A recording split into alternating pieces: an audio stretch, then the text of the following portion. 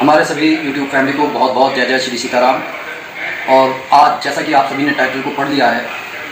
कि इंसान सबसे ज़्यादा दुख जो उसको है वो अपनी अज्ञानता के कारण। अज्ञानता कैसी कि वो बहुत पढ़ा लिखा है, बहुत समझदार है, लेकिन ऐसी ऐसी घटनाओं के बारे में वो विचार कर रहा है कि यार कहीं कल मेरे साथ कुछ बुरा ना हो जाए, कहीं ऐसा ना हो कि मेरे बुढ़ापे में मेरे बच्चे जो हैं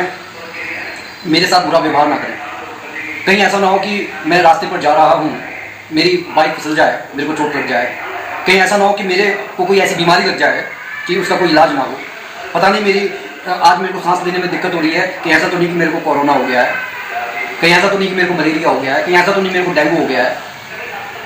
तो ऐसे तमाम विचार, उसने पैसे अपने शेयर मार्केट में लगाए हुए हैं और वो ये विचार कर रहा है यार अगर शेयर मार्केट डाउन हो गया, ट्रंप ने ऐसी ऐसी नीतियाँ बना दी हैं कि ऐसा ना हो कि मेरा भट्टा बैठ जाए, मैं दाने दाने को तरस जाऊँ। तो ऐसे तमाम विचार आते हैं। हम कई बार ऐसे ऐसे लोगों के बारे में सोचते हैं जो बड़ी इस तरीके से चर्चा करेंगे जैसे बहुत ज़्यादा दूरदृष्टा हैं। छोटी से छोटी बात को भी इतना वो खींच कर चलेंगे कि अच्छा अब हमारे को यहाँ पर नाली निकालनी है, ये नाली का पानी किधर जाना है, ये पानी सीधा नाले में जाएगा कि नहीं जाएगा, मतलब इस तरीके के विचार कर रहे हैं। हकीकत ये है जब कोई काम आपके मन में आया है आप उसकी शुरुआत कीजिए और शुरुआत करने के बाद में उसका नक्शा तैयार करते चले जाइए। हालांकि कुछ लोग कह सकते हैं कि ये गलत होता है कि अगर आपको किसी पेपर की प्रिपरेशन करनी है तो आपके पास में वो सारे सब्जेक्ट का जो है एक व्यवहारिक ज्ञान होना चाहिए, आपके पास में उस सब्जेक्ट का उस सारा सिलेबस होना चाहिए और फिर आप स्टेप बाय स्टेप प्रतिदिन जब थोड़ा थोड़ा समय देकर अपने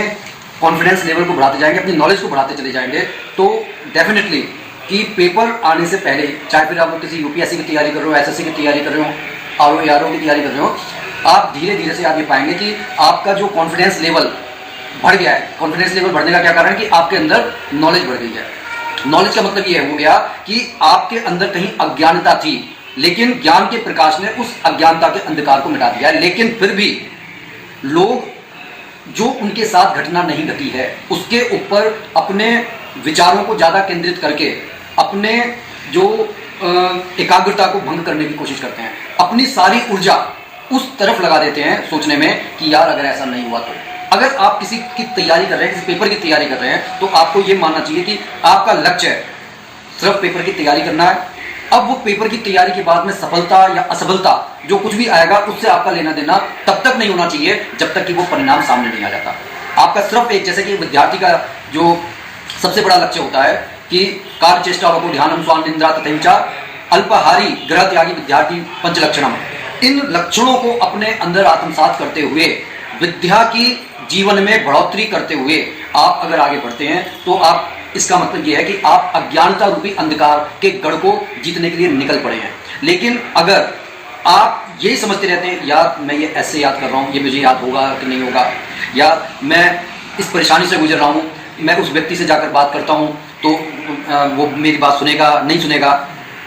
यार मेरे घर के सामने पानी भर रहा है, मेरे को डीएम एसडीएम से मिलना चाहिए, विधायक से मिलना चाहिए, चेयरमैन से मिलना चाहिए, तो वो मेरी बात सुनेंगे या नहीं सुनेंगे। कहने का ये मतलब है कि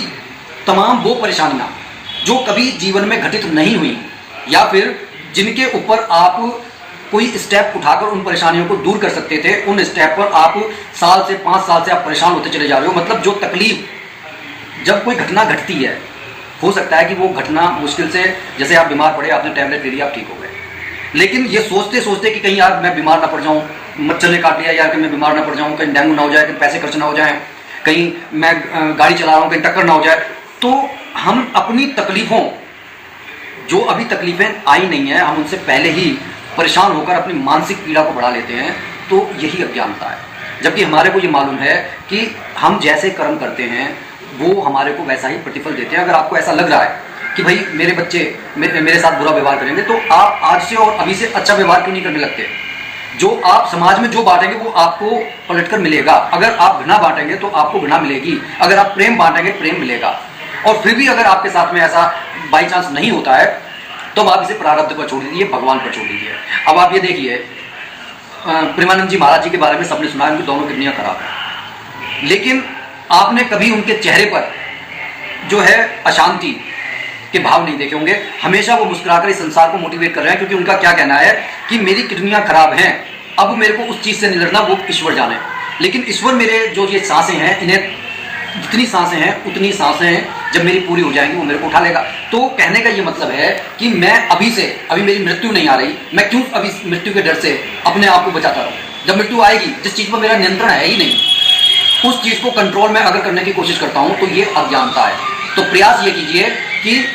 आप भगवान के उपासक बनकर साधक की तरह निश्चिंत होकर जीवन जीजिए, तभी आपका अज्ञानता दूर होगी और आपका परम कल्याण होगा। बोलिए जय जय श्री सीताराम।